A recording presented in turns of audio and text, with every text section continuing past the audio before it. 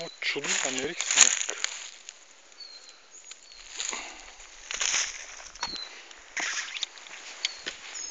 Истинско чудо. В рамките на 6 км това е. Намирам се на около 1350 метра в Родопите. Между село Яврово и Копривките.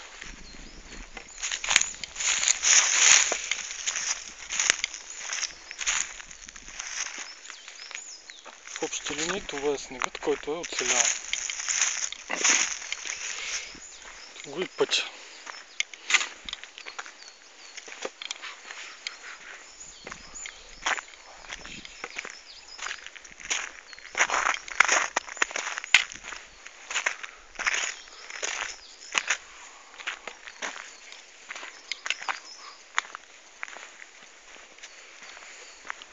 И както виждате, това беше. Повече няма. Повече до година. Или по-скоро декември месец.